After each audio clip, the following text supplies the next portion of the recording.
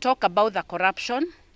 It has been mentioned, it has been undergoing, and I think the reason why there are a lot of problems, even of unemployment and so many things happening, it is because our leaders and even our president, he has been unable to tackle this thing of corruption. Because him himself, without fear, he's also corrupt. Because if he is corruption, he would have dealt with it from the first time he was elected. But because he is corrupt, just like the leaders that we elected, that's why corruption is still an issue even today. About leaders, you heard in parliament, they are saying even to pass the finance bill, they are doing it for the president. You heard them talk about not only the finance bill, about SHA, they say they did it for him. What does that tell you? It tells you corruption is something that the president, the leadership has been unable to handle. And we believe now the liberators are here. These leaders you're seeing and this party, the DCP party, we are going to tackle it because that's something we cannot be associated with. I'm newly elected Secretary General representing DCP Party, Kirinyaga Chapter. I would like to thank all aspirants who participated in this election. It was a fair election, and we are here to tell you that we support His Excellency, our party leader, Rigathi Gachagua, and together, united, we'll be able to go even to the grassroots to make sure DCP Party is even more popular, and we call upon all people who want to vie to join our DCP party, and the next election will be very fair, so join us. We want to assure everybody that right now DCP as a party is ready to start engaging on very, very serious political matters that we know are ahead of us. And the most immediate thing that we are going to address in our party is an issue called inclusivity. Inclusivity. We have resolved, as the newly elected members or officials, that we are going to work very hard to make sure that our party belongs to everyone. We want to work very hard to ensure that everybody feels accommodated in our party. We want to work very hard to make sure that each and every aspirant can feel that justice will be served within our party. We are going to work very hard in line with what we've been advised by our party leader, the Honorable His Excellency Rigathi Gachagua, that we need to be fair to everyone, that this is a party for the people. In fact, our slogan is Skiza Ground. Sindio? Si slogan yetu ni Skiza Ground. Yes. So we must listen to the ground, we must listen to the voices of the people, we must be alive to the issues that our people are facing on a daily basis. And those are the issues that we are going to be addressing ourselves to. Number two, DCP is a national party. Let us not make any guesswork about that. DCP is a national party, and as Kirinyaga chapter, we are going to make sure that we work hand in hand with other chapters in other counties across the country to ensure that we popularize our party. To begin with, the coming nominations, by-elections, our party is going to participate fully, competently, and effectively. Beginning with Bella North, Banisa, and any other place where we are going to have by-elections. DCP is going to have a candidate. We are all going to be there to make sure that we campaign for our candidate, and we are sure that we are going to carry the day in those by-elections.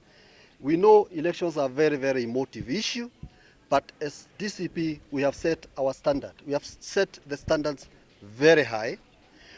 We expect other political parties to conduct also free and fair nomination process as we are doing in DCP, so that when we go now to Wanjiko, so that Wanjiko may elect representatives in the Senate, in the National Assembly, in the county level, that every party will produce the best so that we may have a congregation of leadership that is thoroughly vetted, that is free from corruption.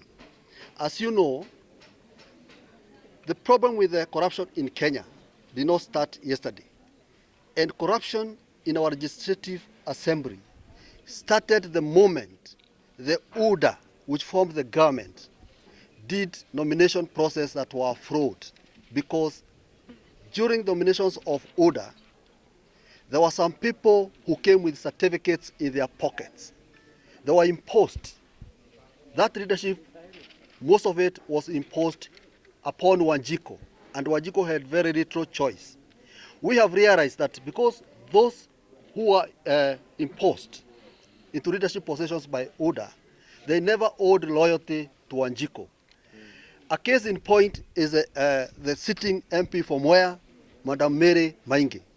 During the Gen Z's demonstrations of the Finance Bill 2024, she is on record as saying that tusimsumbue, yeye alichaguliwa na chama, sio sisi tulimchagua. Having come from Mwea constituency and being one of those people who are fronting for UDA candidates, I felt betrayed, like the Wanjiku of Kirinyaga feels betrayed, when a member of parliament can tell off Wanjiku on the basis that yeye alichaguliwa na chama. So as DCP, we don't want to go back to that pit again. That is why we want to believe that we have set forth the steps and the initiative to see that the people who go to Wanjiku to seek for votes, they will be Wanjiku's representative, and they will be accountable to Wanjiku because Wanjiku will remain the boss. In the DCP party, we believe in Wanjiku being the boss. Whoever Wanjiku elects, that voice of Wanjiku must be respected. And when you go to National Assembly and you misbehave, because it is Wanjiku who elected you, Wanjiku will have the final say and can recall you. We are going to initiate a process, a constitutional initiative, to recall every rogue representative, because we cannot wait until 2027 for these people to come back to the debate. Already they have messed up, already they have confessed, and they have agreed that they are corrupt. There's no a corruption network or cartel can thrive without the president's blessings. So, as President Ruto tells off his members of parliament that they are corrupt, we know very, very well that you are the chief thief of this nation. And we have no fear of contradiction. When we say that you are the chief thief, we know you, and you use the money you steal from the treasury and from the people. You bring under development to the people of Kenya, because that money, you have been piling it up so that you may be bribing our registrators. So you are the one who showed our registrators how to deviate from the people's will and to be your servants and turnip boys and cowboys in soliciting for corrupt money. You are the one who gave them money. It is on record how much you are giving them to impeach our party leader, His Excellency Rigathi Gachagua. It is money you used. That money was not your money. It was taxpayers' money. It was money meant for development, but you deviated it to impeach a person who had been elected together with you.